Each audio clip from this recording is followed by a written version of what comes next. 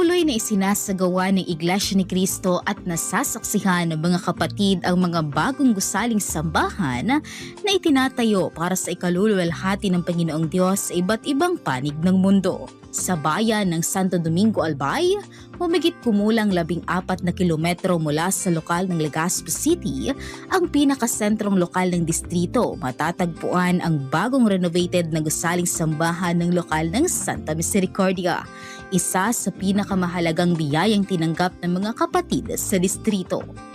Isa sa mga unang nakapansin nito ay si Joseph Aguirre, isang arkitektong hindi kaanib sa iglesia, ngunit labis ang paghanga sa disenyo at pagkakagawa ng gusali.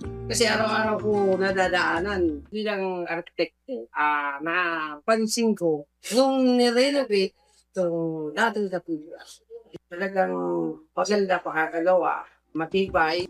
Ang bagong sambahan ay nagsisilbing sentro ng pagsamba at pagpupuri sa Diyos ng mga kapatid sa lugar.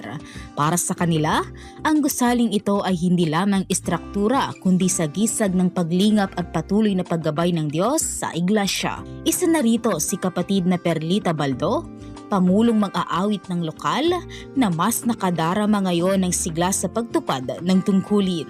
Nag-uumabang ang aming puso sa kagalakan dahil nagkaroon ng bagong gusaling sambahan. Kasi po kami makikipagtais sa pamamahala dahil lalo na po sa pagpapalaganap ng mga salita ng ating Panginoong Diyos dahil po kinararangal namin na meron kaming napakaganda at maayos na gusaling sambahan. Ayon kay kapatid na Eric Saratan, tagapangasiwa ng distrito, ang pagkakaroon ng bagong gusali ay patunay na walang patid na tagumpay at pagpapalang ipinagkaloob ng Diyos sa kanyang bayan. Ito po ay palatandaan ng patuloy na pagtulong ng Diyos at ng ating Panginoong Jesucristo sa kanyang pamamahalang inilagay sa iglesia para may pagtagumpay ang lahat ng makapagbibigay kasiyahan sa ating Panginoong Diyos.